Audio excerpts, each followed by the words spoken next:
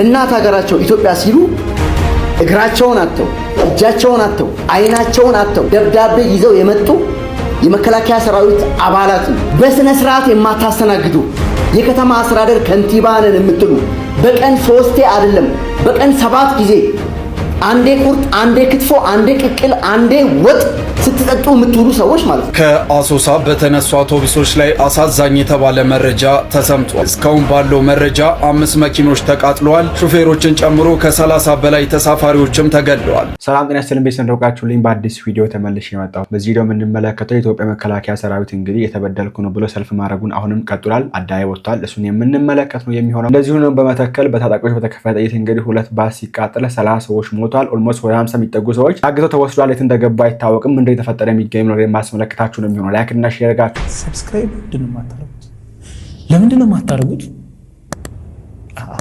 መጀመሪያ ወደ መከላከያ ሰራዊት ተቃውሞ ሰልፍ ከመሄዳችን በፊት አጠር የምትል ቪዲዮ አለች። እሷም እንግዲህ ከመተከል የሰማው ነገር ብዙዎችን ልብ ነክቷልና እስቲ ዜና ስሙት። ከአሶሳ በተነሱ አውቶቡሶች ላይ አሳዛኝ የተባለ መረጃ ተሰምቷል። መነሻቸውን ከአሶሳ አድርገው ማንኩሽ ከተማ አድረው በዛሬው ዕለት ወደ ግልገል በለስ ሲጓዙ የነበሩ የህዝብ ማመላለሻ አውቶቡሶች ላይ በታጣቂ ኃይሎች በተፈጸመ ጥቃት እጅግ ዘግናኝ ኢሰብአዊና አረመናዊ ድርጊትም ተፈጽሟል። እስካሁን ባለው መረጃ 5 መኪኖች ተቃጥለዋል። ሹፌሮችን ጨምሮ ከ30 በላይ ተሳፋሪዎችም ተገድለዋል። ከ50 በላይ ሰዎችም እንደቆሰሉ መረጃዎች ያመላክታሉ። ለሰማዮች ነው እንግዲህ በትላንት ላይ ነው ዜና የሰማውና በጣም ልብ ይነካል። በኢትዮጵያ ውስጥ የእገታው ነገር ያፈነው ነገር አሁንም ላይ እንግዲህ ተጠቅፎ ቀጥሏልና በመተከል እንግዲህ ኦልሞስት ወደ 30 ሰዎች ሞተዋል። 50 በላይ ሰዎች እንግዲህ የት እንደገቡ አይታወቅም። ይኑሩ ይሞቱ አይታወቅም። ታግተው የተወሰዱ ማለት ነው የተባለው ከነዘማን እነዚሁ ደግሞ እንግዲህ 2 የህዝብ ማመላለሻ አውቶቡሶች ተቃጥለዋል። ከዛ በተጨማሪ ደግሞ ወደ 3 ነው ከዛ በላይ የሚሆኑ የግለሰቦች መኪና ተቃጥሏልና በአጠቃላይ ኦልሞስት ከ5 መኪና በላይ ተቃጥለውና በጣም ልብ የሚነካ ነው። እዚጋ እንደምትመለከቱት እንግዲህ ማሳየት ብንችል እንግዲህ እዛ የረገፉ ሰዎችን ማሳየት እንችል ነበር። ያው እዚጋ የዩቲዩብ ህግ እንግዲህ ሬሳ ማሳየት ስለማይፈቅድ ነውና ቴሌግራም ታገኙታላችሁ ነው ወይስ ቪዲዮ ወይስ በዚህ ጉዳይ ላይ የሞቱ ነፍሳትን እግዚአብሔር አምላካችን ነፍሳቸውን ይማር፣ ነፍሳቸውን በአጸደ ገነት ያኖራት ፈልጋለሁ።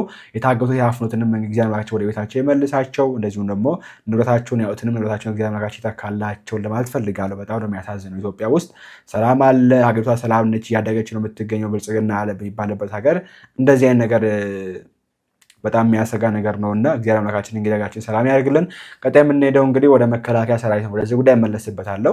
ወደ መከላከያ ሰራዊት ጉዳይ ስንሄድ እንግዲህ ባለፈው ማሳይቻችሁ ነበር በቢሾፍቱ እንግዲህ ተፈጠረ የሚገኘው ነገር በቢሾፍቱና በአዳማ ብዙዎችን እያሰጋ ነው የሚገኘው። መከላከያ ሰራዊት እንግዲህ ሰልፍ ወጥቷልና እስኪ ተመልከቱ። መጀመሪያ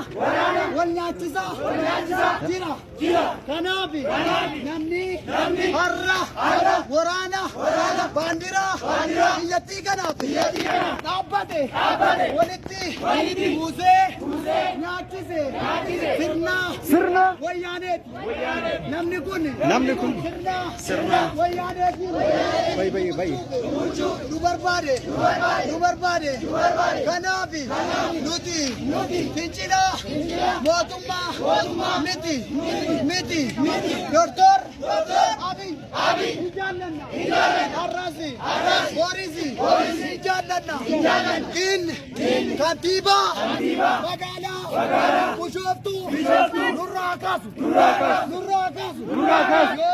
yo seri amni biyya kana chajiru kirate alamayo nurra akasu Sanyirabi Gosaran Hindemnu Nuti Oromon Tokicha Nuti Oromon Tokicha Alesa Hanuti Kama Ittiramne Oromon Intanara Abatu Haramo Oromo Akade Ube Alamayon Mirka Kenya Ibera እየተቃወሙ ነው። ይሄ ደግሞ በእኛ ላይ የሚሆነው ነገር ሀገር ይስማን ሀገሪቷ ትዝማን ይትከኛ ነው አደገው ቄሮ ነው አደገው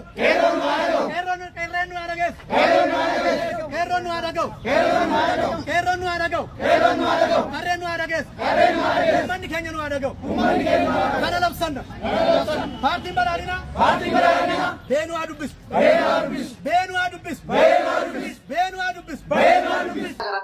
በጣም ነው ልብን የሚነካው። እንግዲህ የመከላከያ ሰራዊት ሀገርን በጠበቀ ህዝብን በጠበቀ ትላንትና ለእናንተ ስልጣን ብሎ በተጋደለ እግሩን ባጣ እጁን ባጣ አይኑን ባጣ ዛሬ ደግሞ በዚህ መንገድ ተጠቅሞ ጣሉን ብለው ራሳቸው ብራቸው አንደበት እስኪናገሩ ድረስ ዝም ብሎ መመልከቱ እኔ ለመንግስትም መልካም ጥሩ አይመስለኝም። በጣም ነው የሚያሳዝነው። መከላከያ የተከበረው ሊከበር ሲገባ ሊፈራ ሲገባ በዚህ መንገድ ሰልፍ ወጥቶ ህዝቦቻችን የት ናችሁ ለምን አሰሙንም ተጠቅሞ ጣሉን እያሉ ሲናገሩ መስማት በዚህ መራመድ ሳይችሉ ክራንች ይዘው በዚህ መንገድ ሰልፍ መውጣታቸው እና ጭራሽ ይሄ ነገር በጣም ምንን ያሳዘነኝ ሚዲያ ላይ ያለመወራቱ። ማንም ሰው በዚህ ጉዳይ ላይ ሲናገር አልሰማውም። ዜናም አልሰራበትም። ያው አነ ዜናዎች ዩቲዩብ ላይ የምንመለከትም ቲክታክ ላይ እነዚህ ዜና የሚሰሩ ልጆች የምናውቃቸው ልጆች አሉ። እነ ብሩክ ኒውስ እነ ሙሴ ሰለሞን ሌሎችም አሉና ሌሎች ቲክታከሮችም አሉ በዚህ ጉዳይ የሚተናትኑ እና በእነዚህ ጉዳይ ምንም ሲናገሩ አልሰማውም እና በጣም ነው የሚያሳዝነው። በጣም ነው የሚያሳፍረው የሚያሳዝነውም በጣም ነው። መንግስትም ይሄን ነገር እያየ ቢሾፍቱ ማለት ከአዲስ አበባ አንድ ታክሲ በሉት በጣም ቅርብ ነው ለአዲስ አበባ ዋና ከተማዋ አጠገብ የምትገኝ ከተማ ላይ በዚህ መንገድ ሰልፍ ተወጥቶ ህዝቡ ተቆቅረናል እያለ ሲናገር መሰብ ወንድነው ህዝብ አልኩኝ ያሚን ወታደር መከላከያ ሰራዊት እንግዲህ ትላንትና ለና ስልጣን ነው የሞት ነው ለመናገር ምን ለማለት ፈልጌ ነው ለስልጣን ለማቆየት ብለው ወይ ደግሞ ለና ስልጣን ብለው ተሰውተው እግራቸውን እጃቸውን አጥተው አሁን ደግሞ ተጠቅሞ ጣሉን እስኪ ድረስ ዝም ብሎ መመልከታችሁ መልካም አይመስለኝምና በተቻለ አቅም ግን ምላሽ እንዲሰጣቸው አንፈልጋለሁ። ተቀናሽ መከላከያ ሰራዊቱን በቦርድ ወጣው አካሉን አጉሎ የመጣና በየቦታ የወደቀውን ለምን አንስታችሁ አድራጅታችሁ ማረፊያ ቦታ ሰጡትም? ለምን አድራጅታችሁ ከቦታ ወደ ቦታ ማረፊያ ቦታ ላይ ሰርታችሁ አንድ ቦታ ላይ የማታሳርፉት የሚባል ጥያቄ ስጠየቅ ይሄን ነገር በአንድ ጊዜ ለመፍታት የሀገሪቷ ኢኮኖሚ አይችልም። የፖለቲከኛውን ግን 25 ሚሊዮን ብር መኪና ገዝቶ መስጠት አገሪቷ ትችላለች። ለወረዳ አስተዳደሩ የ50 ሚሊዮን ብር መኪና ገዝታ መስጠት ትችላለች። በየወረዳ ያለውን 10 እና 20 ሺህ ከዛም ያነሰ ብዛት ያላቸው እንዳጠቃላይ በየቦታ ያሉትን መከላከያ ሰራዊቱን እያደራጁ አንስተው የጭቃ ቤት እንኳን ሰርቶ አካል ጉዳተኞችን የጭቃ ቤት ሰርቶ እንኳን ማሳረፍ የማትችል አገር ለፖለቲከኛው ግን ስንት የ50 ሚሊዮን የ100 ሚሊዮን የ20 ሚሊዮን የ15 ሚሊዮን ብር መኪና ገዝታ መስጠት ትችላለች። ይሄ ነው ማን ነው ላግተው? እስኪ ከፖለቲከኛውና ከመከላከያ ሰራዊቱ ማን ነው አገር ወዳድ? አስረግጬ ነው የምነግርህ። ኢትዮጵያን የሚወዳት ከልቡ መከላከያ ሰራዊቱ ወታደሩ ነው። ትናንትናም ፖለቲከኛ ነበረ። ትናንትና ወዲያም ፖለቲከኛ ነበረ። ሲሸነፍ ላሽ ብሎ ወደ ሜድበቶ ተናክቶታል። ያዞን ይዞ አመልጧል። ዛሬም ፖለቲከኛ አለ። ሲሸነፍ ነገ ዞር ይላል። መከላከያ ሰራዊቱ አብሯት ቁጭ ብሎ እየደማ እየቆሰለ አብሯት ይኖራል። አሜሪካ ሄድም ቻይና ሄድም አውስትራሊያ ሄድም የትም ሄድም አገሩ ላይ ይሞታል፣ አገሩ ላይ ይቀበላል መከላከያ ሰራዊቱ። ስለዚህ ለመከላከያ ሰራዊቱ ተቀናሽ መከላከያ ሰራዊቱ ልታሰብ ይገባል ነው። ይሄን ስናገር ፖለቲከኛው ስለምነካካችሁ ትንሽ ቃላቶች ጠንከር ያለ ስናገር ነገር ማጠምዘዝ መሞከር ትችላላችሁ፣ አድርጉት። ለዚህ ጭንቅለኝ አይ ዶንት ኬር አባውት 27 ዓመት ለሀገር ነፃ አፈርደቼ ብልቼ አገልግያለሁ። የኔ ቤተሰብ ሙሉ ወታደር ነው። አገልግሏል። ልጆችም ወታደሩ ጥሩ ያገለግሉ ነው። ለዛ ነው የምናገረው። ሰራዊቱ ለአገሩ አገልግሎ ከመጣ በኋላ እንዴት እንደ ተራተው ታያል። ከትልቅ ማማ እንዴት ባንዴ ተምዘግዝቆ ወድቆ እስፓልት ዳር ይወድቃል ነው። እኔ የወታደሮች አባት ነኝ፣ ይሰማኛል። ይሄን ተናገርክ ብለው የፈለገ ሰው እንኳን እዚህ ላይ አንጠልጥሎ እንዲያርጉ አዘቅዝቆ ከፈለገ መግደል ይችላል። እናገራለሁ ዛሬ ምን ነገር ሰራዊቱ ተቀናሽ መከላከያ ሰራዊቱ አፈርደቼ ይበላ ነው። ለማኝ የሆነ ነው ያለው። በየቦታ እየወደቀ ነው ያለው። ዞር ብሎ የሚያዩ የለም። ሁሉም አይኑን አገላምጦ ነው የሚያው እንጂ አይዞ ወንድሜ ለሀገሬ ነው የሚልለም። ለመንግስት ብለህ ነው። ግማሹ ለወያኔ ስትወጋ ነው የሞትከው፣ ግማሹ የብልጽግና ወታደር ነው ይልሃል። አይምሮህን ቶርች ያደርጋል። በቃ ቶርች ነው የሚያደርግ የሰው ወሬ። ምን ለመናገር 25 ሚሊዮን ብቻ አይደለም ወንድማችን እግዚአብሔር ትልቅ ነገር ነው ያነሳውና 98 ቢሊዮን ብር የበሉ ባለስልጣናት ምንም አልተባሉም። መከላከያ ሰራዊት ግን የሆነች መሬት 10 ምናምን ካሬ 100 ምናምን ካሬ የሆነች ቦታ ለመስጠት መንግስት አይችልም፣ አቅም የለውም። ኦኬ አይችልም። እሺ እንበል ከጫካ ከሻኔ ወይ ደግሞ ከሻኔ ወጥቶ ከሆነ ሻኔ የሆነ አካል ወጥቶ እጅ ቢሰጥ ቤት ይሰጠዋል፣ መሬት ይሰጠዋል፣ መኪና ይሰጠዋል። መኪና ሲባልም የ60 ሚሊዮን ብር መኪና ነው የሚሰጠው፣ ከዛም በላይ ነው የሚሰጠው። ከታጣቂ ያለ ከሌላ ከፋን ነው የሆነ አካል ወጥቶ እጁን ቢሰጥ ቤት ነው የሚሰጠው፣ መኪና ይሰጠዋል፣ መሬት ይሰጠዋል። መከላከያ ሰራዊት ግን ሲጎዳ ለምድሮ በዚህ መንገድ የተናቀው ለምድሮ በዚህ መንገድ ምንም ሰልፍ እስኪወጣ ድረስ እንዴት ይጠበቃል? ራሱ ይህ ስጋት አይደለም ወይ ለሀገር? ስሙን ቄሮ ወይ ስሙን ብለው እስኪናገሩ እስኪጮሁ እንዴት ይደረጋል? እንዴት እዛው ጋር ይዞ ነገሮችን በስርዓቱ ማስኬር ማስተካከል አልተቻለም? አደባባይ እስኪወጡ እንዳልኳችሁ ወንድማችን እንዳለው የ20 ምናምን ሚሊዮን ብር ሳይሆን 95 ቢሊዮን ብር። ኦኬ 95 ቢሊዮን ብር ይሄ የኢትዮጵያን የዓመት በጀት የኢትዮጵያ ለኢትዮጵያ ምን በጀት በሉት በቃ ባጭሩና ከዛም በላይ ነው መሰለኝ አላቅም ግን ያክል እንደሆነ ይሄን የሚያክል ገንዘብ የበሉ ባለስልጣናት አልጠየቁም። ኖርማል እኮ ተብሎ የታለፈው የአዲስ አበባ ፖሊስ ምንድነው ያለው? እንደ አዲስ ነገር ነው እንደምታወጥ እኮ ነው ያለው። 95 ቢሊዮን ብር መበላቱን እንደ አዲስ ነገር ታወራላችሁ ወይ ብሎ የዘገበው እንግዲህ የተለመደ ነው እና 95 ቢሊዮን ብር ባለስልጣን በሚበሉበት ሀገር መከላከያ ሰራዊት ስለተጎድቶ ምንም አይደረግለትም። በዚህ መንገድ ይንገላታል እና አሁንም ቢሆን በተቻለ አቅም ምላሽ ሰጣቸው። ቀለል አድርጎ መታየት የለበትም ብዬ አስባለሁ። ይህንም ስሙት። ለእናት ሀገራቸው ኢትዮጵያ ሲሉ እግራቸውን አጥተው እጃቸውን አጥተው አይናቸውን አጥተው ከዛም ባሻገር እጅግ ከፍተኛ ጉዳት አስተናግደው የመጡ በክብር የተሸኙ ደብዳቤ ይዘው የመጡ አግዟቸው፣ አበረታቷቸው፣ ከጎናቸው ሁኑ ተብለው ደብዳቤ ይዘው የመጡ የመከላከያ ሰራዊት አባላትን፣ የፌደራል ፖሊስ አባላትን፣ የክልል ፖሊስ አባላትን ጡረታ የወጡትንም ቢሆን ማለት ነው በስነ ስርዓት የማታስተናግዱ የከተማ አስተዳደር ከንቲባ ነን የምትሉ በቀን 3 አይደለም በቀን 7 ጊዜ አንዴ ቁርጥ፣ አንዴ ክትፎ፣ አንዴ ቅቅል፣ አንዴ ወጥ ስትጠጡ የምትውሉ ሰዎች ማለት ነው ጀግኖቻችንን በስነ ስርዓት ማስተናገድ አለባችሁ። በስነ ስርዓት ቢሮ ሲመጡ ማለት ነው ቆመው ሳይሆን እናንተ ቆማችሁ እነሱ ቁጭ ብለው መስተናገድ አለባቸው።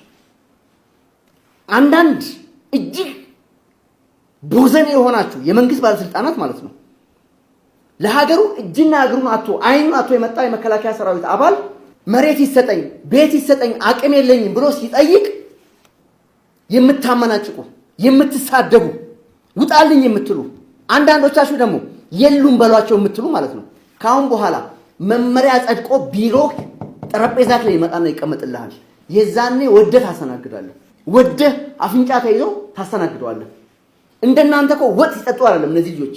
እንደናንተ በየሉካንዳ ቤት እየሄዱ ወይም ነዳጅ እየሸጡ አይደለም እግራቸው በጥይት የተመታው። ለኢትዮጵያ ለእናት ሀገራቸው ሲሉ ነው ይሄን ሁሉ ዋጋ የከፈሉት።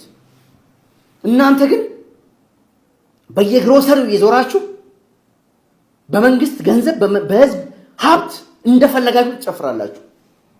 አንድ ባለ ሀብት መጥቶ መሬት እፈልጋለሁ 1000 ካሬ ሲላችሁ በ10 ቀን ነው አለምሰጡት። በ10 ቀን እኮ ነው አንድ ባለ ሀብት መጥቶ መሬት ስጡኝ ሲላችሁ ለማያለማው መሬት ማለት ነው ሼድ እየሰራ እየሸነሸነ ለሚሸጠው መሬት በ10 ቀን ውስጥ ካቢኔት ሰብስቦ መሬት ይሰጣል። ኢትዮጵያን ላገለገሉ ጀግኖች የኢትዮጵያ ልጆች ግን ለኢትዮጵያ ቆመው ለሀገራችን ህይወታችንን እንስጥላሉ ሰዎች መሬት መስጠት ለእናንተ የሚከብዳችሁ ከሆነ በመመሪያ ይመጣላችኋል። መመሪያ ነው የሚመጣልህ። አንድ ቀን እነዚህ ልጆች የከፈሉትን ዋጋ ለኢትዮጵያ እናንተ አልከፈላችሁም።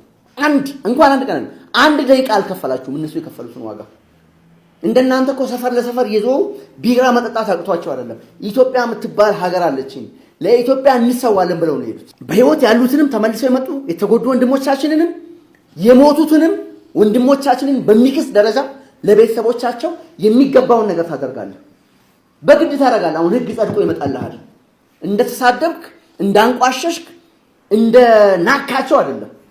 ታያታለህ። አሁን እያንዳንድሽ ማለት ነው። በተለይ የብልጽግና ፓርቲ እንዲጠላ የምታደርጉ በኢትዮጵያ መንግስት ሀብት ንብረት የተጠቀማችሁ ቪኤት የነዳችሁ በየግሮሰሪው የዞራችሁ ውስኪ የምትጠጡ የብልጽግና ካድሬዎች ማለት ነው የመከላከያ ሰራዊት አባላትን የማታከብሩ ከሆነ ማንም አያከብራችሁ። ማንም ታያላችሁ። ካሁን በኋላ እነዚህ ልጆች ጀግኖች ናቸው። ጀግናን አክብር። ጀግኖች ሲመጡ ቆመህ እነሱን አስቀምጠህ ሻይ ቡና እያልክ ነው ማናገር ያለብህ ሲጀመር ማለት ነው።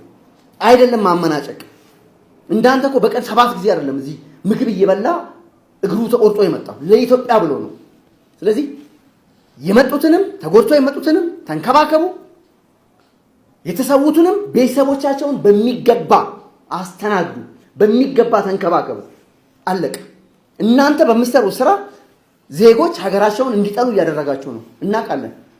ኢትዮጵያ ግን መቼም ቢሆን ጀግና ልጆች አታጣም። እናንተ ኢትዮጵያ እንድትፈርስ የምትሰሩ ብልጽግና ውስጥ ተደብቃችሁ ያላችሁ ወሮ በሎች ማለት ነው 1000 ጊዜ ጀግኖችን ብትንቁ ብታናንቁ ብታጣጥሉ ኢትዮጵያ ጀግና ልጆች መቼም አታጣም። በታሪክ አጋጣሚ ኢትዮጵያ የጀግናችሁ ሀገር ነች። የጀግኖች መፍለቂያ ሀገር ነች። ስለዚህ ወደ ሳይሆን ካሁን በኋላ በደንብ አድርገህ ቆመት አስተናግዳታለህ። ጨርሻለሁ። እግዚአብሔር ስለ ወንድማሽ ወይ ለመናገር እኔ ይሄ በዚህ ሁኔታ በዚህ በኩል ይሄን ነገር እያዩ አዲስ ገቢ ወታደሮች እንዴት ይገባሉ እንደሚባለው በግዳጅ መንገድ ላይ ይዛችሁ አፍናችሁ መኪና ውስጥ አስገብታችሁ ወስዳችሁ ካምፕ ካላወረዳችሁ በስተቀር እንዴት ብሎ ነው የሚሄዱት? እኔ ወታደር የምፈልግ ይሄን እያየው እንዴት ነው የሚሄደው? ተጠቅማችሁም ለምትጥሩኝ ነገር ውስጥ ያለውስ እንዴት በአንድ ልብ ለሀገሩ ይዋጋል? ለሀገር አልለውም እኔ ለስልጣን ለማቆየት ነው የምለው። እንግዲህ እንዴት ይዋጋል? የሆነው ኤኒዌይስ የሆነው ግን እንዴት ሊዋጋ ይችላል? ኦኬ ለሀገር አለም ያልኩበት ምክንያት ለሀገር የሚሆነው ከድንበር ጋር ሲሆን ነው ይመስለኛል። ውጊያ እንግዲህ እዚህ ሀገር ውስጥ ወንድሙን በቀበሌ በብሔር በቋንቋ በሀገር እያደረገ በሚገላልበት ሀገር ለሀገር ነው ብዬ አላምንም። ይሄ እንግዲህ ውጊያ ለስልጣን ነው ይመስለኝ። የሆነው ሆኖ በዚህ መንገድ ግን እኔ እንጃ እንዴት ብሎ ነው የሚዋጉላቸው? እንዴት ብሎ ነው ስልጣን የሚያስቆዩትም እንዴት ብሎ ነው?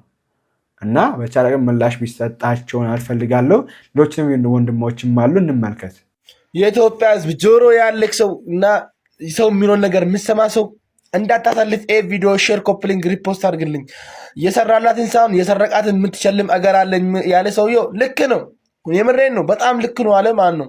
አሁን ዛሬ አንድ ጽንፈኛ ቡድን እጅ ቢሰጥ ፈልጎ የፈለገው ከተማ ላይ ቤት ሰጥተው ስራ ቦታ ስጣል መንግስት ማለት ነው። ግን ደግሞ እኛ መከላከያ ሰራዊት ለዚህ ባንዲራ ወድቀን ዛሬ ሚዲያ ላይ ሙሉ የሚያለቅሰው ሰራዊት ነው። የኢትዮጵያ ሕዝብ ለምንስ ለእኛ ነገር ዝም አላችሁ? ለምንም እኛ ነገር ማታወሩት ንገሩን። ከእናንተ ማስማት እንፈልጋለን። ለምን ዝም ተባለ? እኛ ነገር ለምንስ እኛ ነገር አይወራም? አሁን እዚህ ቢሾፍቱ ላይ የሚደረገው ነገር እያያችሁ ነው። ሽጉጥ አወጥቶበት ምናምን ሽጉጥ አወጥቶብኝ ምናምን እያለ ነው። በኦሪዲ አላየሁትም፣ ግን እንደዛ እያለ እያወራ ነው። አንድ መከላከያ ሰራዊት ጀግና ተብሎ ተጨብጭቦለት ገብቶ እኛ ስንገባ እኮ እናውቃለን እኮ ምን እንዳስገባችሁ እናውቃለን። ለምን ቆስለን ስንወጣ እንደዛ አታዩንም?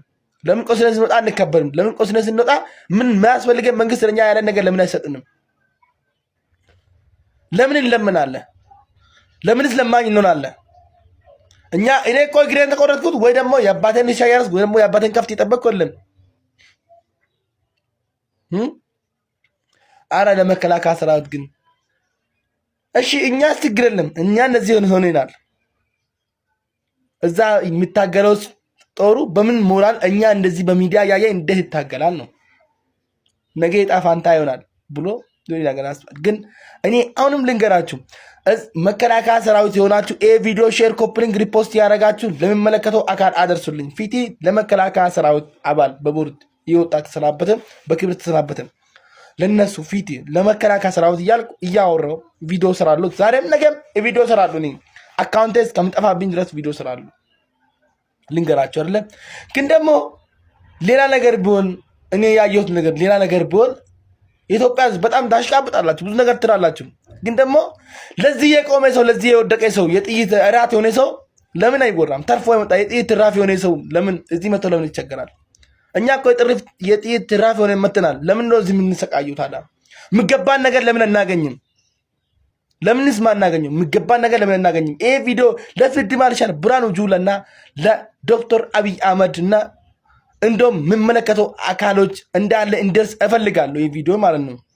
መከላከያ ሰራዊት እያለቀሰ ነው። ቆስሎ መጥቶ እያለቀሰ ነው። ተሰቃይቶ ከስቃይ መጥቶ ድጋሜ ከዛ በላይ አሁን እዚህ መጥቶ እየተሰቃየ ነው። ከግዳይ ስቃይ ማለት ነው። ቢሾፍቱ ከንቲባ ባደረግነው ቪዲዮ ጀዋር መሐመድ ያንን ቪዲዮ አግኝቶ እንዴት እንዳገኘ አላውቅም ፖስት አደረገ እና የቢሾፍቱ ከተማ ጸጥታ ቢሮ እየደወለብኝ ይገኛል።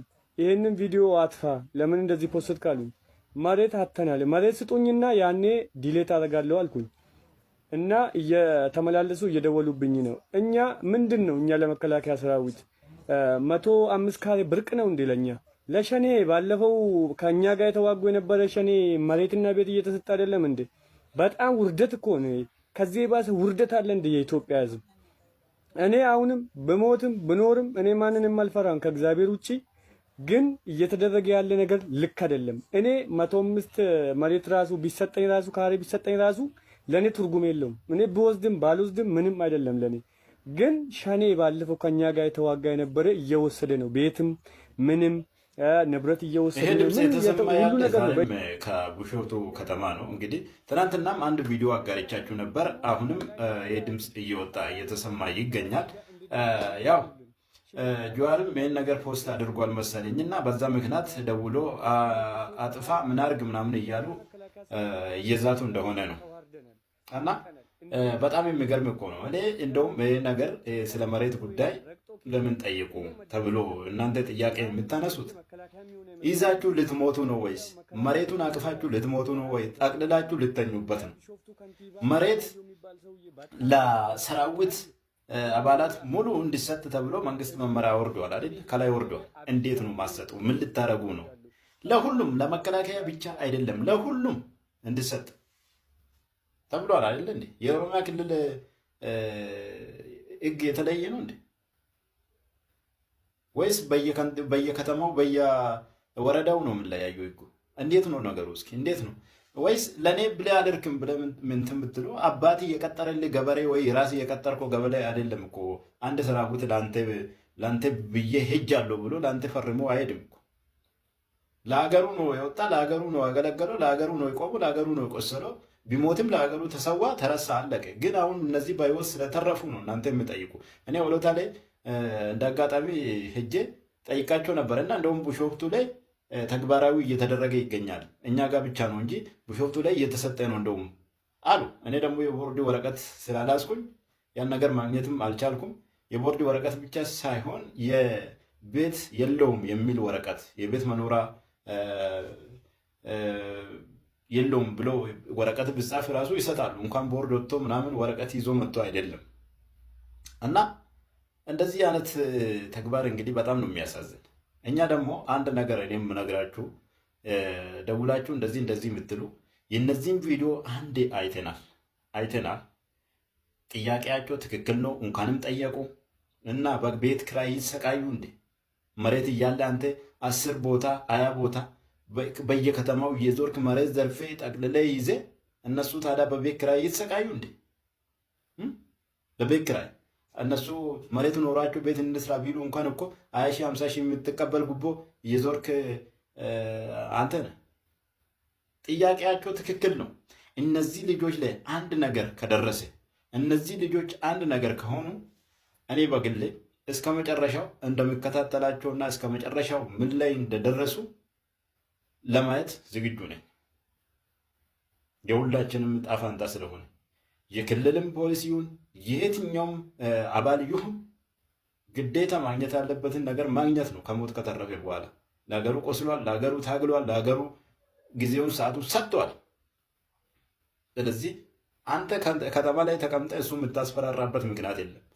አንተ ደግሞ የቀጠርከው ገበሬ ወይ አባት የቀጠረልህ ገበሬ ሳይሆን እሱ የሀገር መከላከያ ነው። የሀገር የክልሉ ፖሊስም ሊሆን ይችላል፣ የክልሉ ጸጥታ አስከባሪው ሊሆን ይችላል። ስለዚህ የሚገባውን ነገር ስጥ፣ የሚገባውን ክብር ስጥ። ካልሆነ ደግሞ በራስ ላይ ችግር እያመጣ ነው ማለት ነው። እናንተ የሚጠሉበት ምክንያት እነሱ እንደፈለጉ መዝረፍ እንደፈለጉ መስረቅ ስለፈለጉ ስለሚወዱ፣ መከላከያ ደግሞ እንደዚህ አይነት ቦታ ላይ እንደማይገኝ ያውቃሉ። ሌባና አጨበርባሪ ነው መከላከያን የሚጠላው። ስለዚህ ነው የሚጠላዋቸው። ገባችሁ? ሌላውን እንደፈለገ አሽከርክሮ እንደፈለገ አብሮ መስረቅ ይችላል። መከላከያ ደግሞ ይሻይለውማ። ምክንያቱም ለሀገር ከራስ በፊት ለሀገር የምትባሉን ነገር ስለሚያስቀድም። ኤኒዌይስ እናንተ በዚህ ጉዳይ ሀሳባችሁን አስቀምጡ። የሚመለከታችሁ መካት ካላችሁ ምላሽ የምትሰጡበት መልካም ነው። ወደ ሌላ ነገር እንዳይሄድ ለማለት ፈልጋለሁ። እናንተ ሀሳባችሁን አስቀምጡበት። በዚህ ጉዳይ ላይ አዲስ ነገር የሚሰማ ከሆነ ይዤላችሁ ቀርብ ነው የሚሆነው። በመተከሉ ጉዳይ መንገድ አዲስ ነገር ካለ ይዤላችሁ ቀርባለሁ። ቅድም እንዳልነው የሞቱ ነፍሳት እግዚአብሔር ነፍሳቸውን ይቀበል። በቀጣዩ ደግሞ እንመለሳለን። ላይክ እና ሼር ማድረግ እንዳይረሳ። ቸር ቆዩልኝ።